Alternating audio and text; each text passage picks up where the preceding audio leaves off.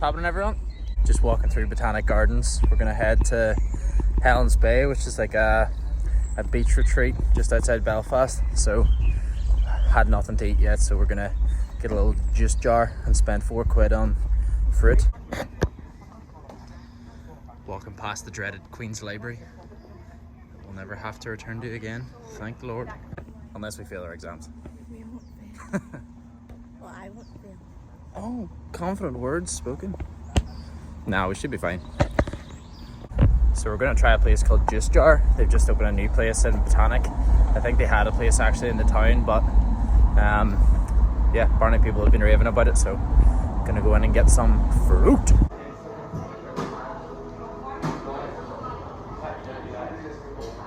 We're meant to get the 12:09 train, but we've just ordered our stuff, and it's very unlikely we're going to make it, but we're just maybe going to have to sprint. Just about made it in like time, so about to enjoy our juice jar.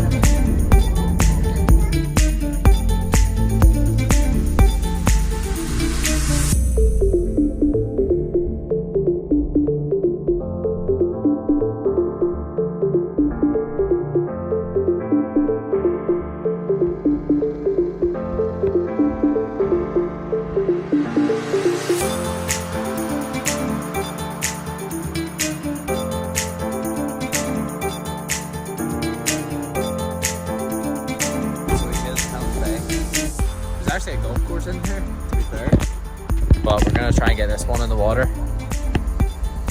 Fancy a dip? We'll get her in, don't worry. But yeah, it's a class day for us, so we're just gonna go a bit of a walk and then probably take a dip later on.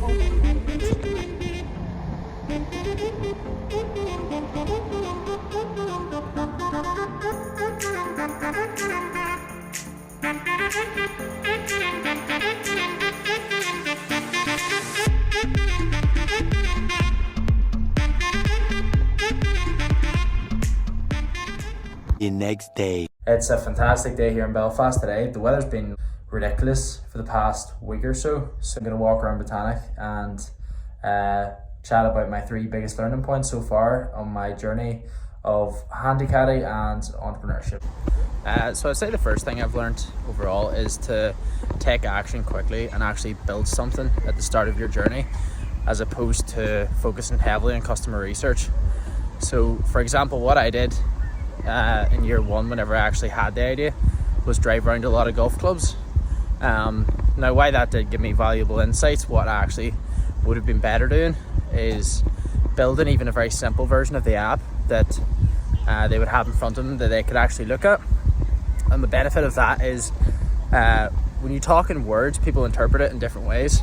So if I was to say, I have an app that digitizes golf caddying, people may interpret that in different ways.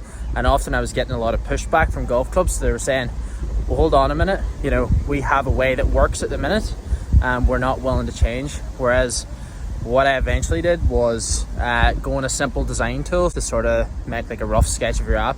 And once I presented it to them in picture form, then they had a much clearer idea of what I was actually doing. So yeah, build something quickly. Not telling you to do it, just one of my learning points, but yeah. Just chilling in Botanic here, catching some rays. Wow. Second thing I learned on my journey so far is don't place too much significance on chasing grant money. So I was actually chatting to one of my mates about this, but what you can end up doing is placing so much significance on obtaining money, but what you're actually trying to do is starting a company, which is a very different thing. So I was very fortunate. I did get a grant off a company in the town called TechStart, and they paid for the development of our sort of first product, which was great.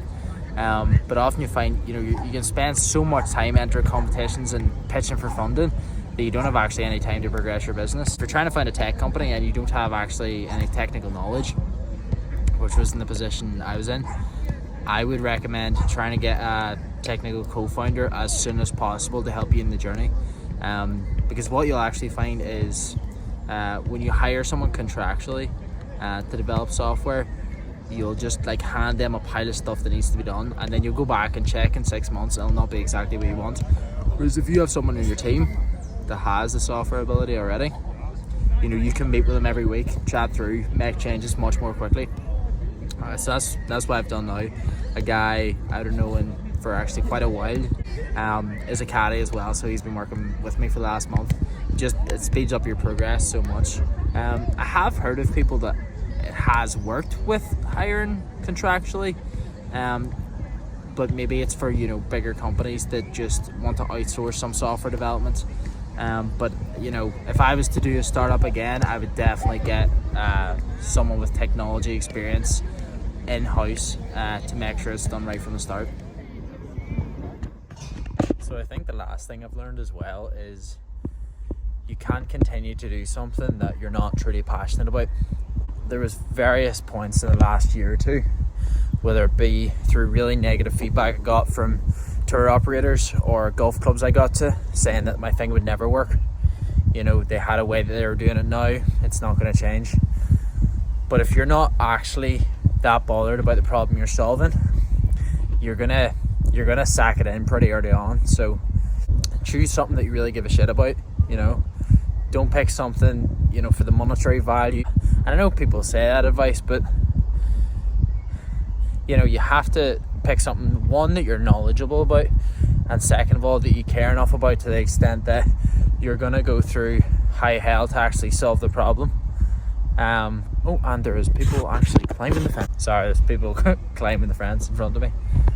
But yeah, I think, you know, from being a caddy and actually facing the problems within the industry, like, I want to solve it for myself as much as I do other people, you know. So I think being really passionate about the industry that you're going into is a massive help.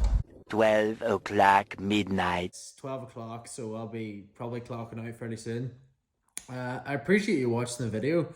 Leave down in the comments below what you think, and if you found any value in the lessons I've learned. This vlog probably seems a bit sort of thrown together, but my focus on starting YouTube is taking action every week. So making sure I'm putting up my weekly video, and also providing value for people in the golf industry and a passion for entrepreneurship. So I'm going to keep doing that. Weekly videos coming up. Thanks again for viewing. Cheers.